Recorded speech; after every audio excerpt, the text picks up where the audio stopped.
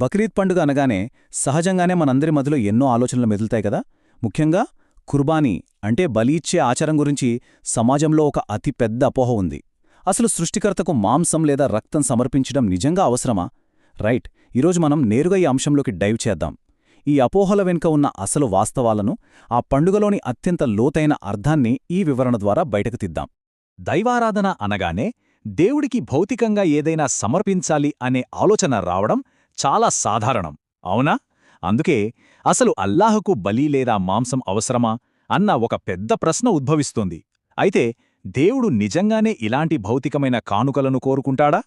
ఈ ప్రశ్నే మనం ఈరోజు ఛేదించబోయే అతిపెద్ద మిస్టరీకి పునాది. కేవలం భౌతికంగా కనిపించే ఈ ఆచారాల వెనుక దాగి ఉన్న అస్సలైన నిజాన్ని మనం ఇప్పుడు క్రమపద్ధతిలో డీకోడ్ చేయబోతున్నాం. దీనికి సంబంధించిన అత్యంత బలమైన ఆధారం మరెక్కడి నుండో కాదు, నేరుగా పవిత్ర ఖురాన్ గ్రంథం నుండి దొరుకుతుంది. సూరా అల్ హజ్లోని 37వ వాక్యం చాలా స్పష్టంగా అక్షరాలా ఒక విషయాన్ని ప్రకటిస్తుంది. అదేమిటంటే, బలి ఇవ్వబడిన జంతువుల మాంసం కాని లేదా వాటి రక్తం కాని దైవానికి ఏమాత్రం చేరవు. మరి దైవానికి చేరేదేంటి?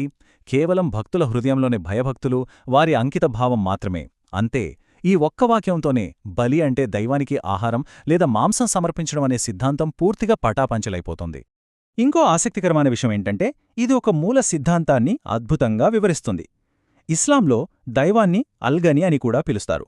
అల్గని అంటే ఎవరి అవసరమూ లేనివాడు అని అర్థం. అంటే సృష్టికర్త స్వయం సంపూర్ణుడన్నమాట. ఆయనకు మానవులిచ్చే ఎలాంటి భౌతిక వస్తువులు అవసరం లేదు. సరే, మరి దైవానికి ఏమీ అవసరం లేనప్పుడు ఈ త్యాగం దేనికోసం? ఇక్కడే ఉంది అసలు ట్విస్ట్. అసలు లక్ష్యం మానవుల ఆధ్యాత్మిక ఎదుగుదల కోసమే. మనిషి తనలోని అహంకారాన్ని, దురాశను వదిలిపెట్టేలా చేయడమే ఈ మొత్తం ప్రక్రియ యొక్క ముఖ్య ఉద్దేశం. ఇక చారిత్రక నేపథ్యానికి వస్తే, ఈ ఆచారం ఇబ్రాహీం ప్రవక్త చేసిన గొప్ప త్యాగం నుండి ఎలా మొదలైందో ఇప్పుడు చూద్దాం.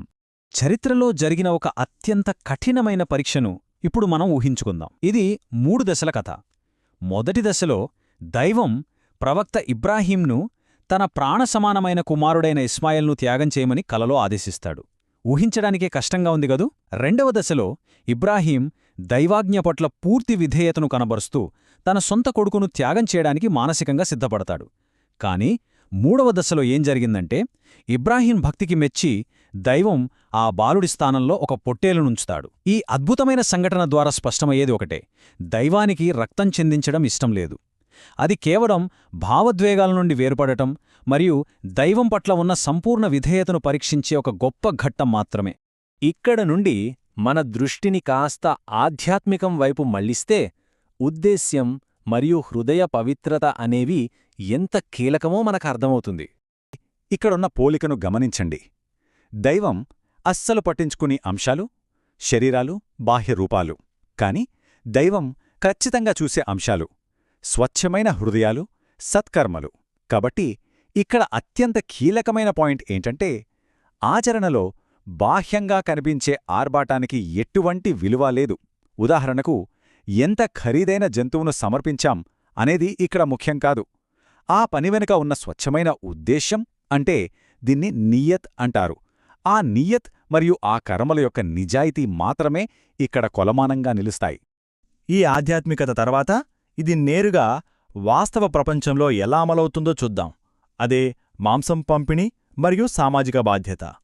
కుర్బానీ అనేది దైవానికి ఆహారం సమర్పించే ప్రక్రియ కాదనడానికి ఇదొక ప్రామాణికమైన ప్రాక్టికల్ నిదర్శనం.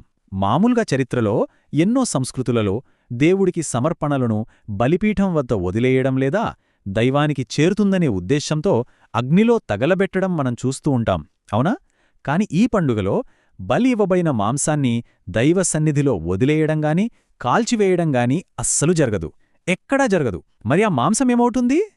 ఇక్కడ అత్యంత ఆసక్తికరమైన, ఇంకా చెప్పాలంటే అద్భుతమైన విషయమేంటంటే, వనరులను సమానంగా పంపిణీ చెయ్యాలనే కఠినమైన నియమం. ఇస్లామిక్ విధానం ప్రకారం ఆ మాంసాన్ని ఖచ్చితంగా 3 సమాన భాగాలుగా విభజించాలి. మొదటి భాగం సమాజంలోని పేదలకు, రెండవ భాగం బంధువులు మరియు స్నేహితులకు, ఇక మూడవ భాగం సొంత కుటుంబానికి.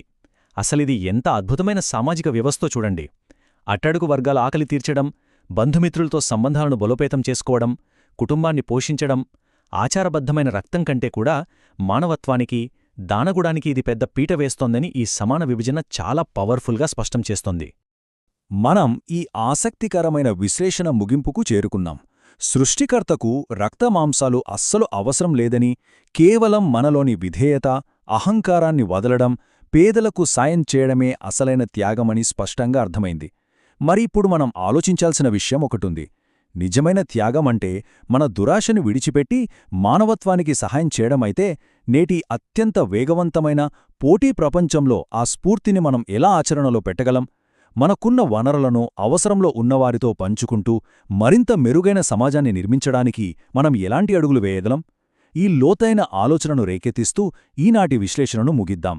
ఇలాగే సరికొత్త విషయాలు నేర్చుకుంటూ సమాజానికి ఉపయోగపడే అద్భుతమైన సమాచారం కోసం అన్వేషిస్తూనే ఉందాం.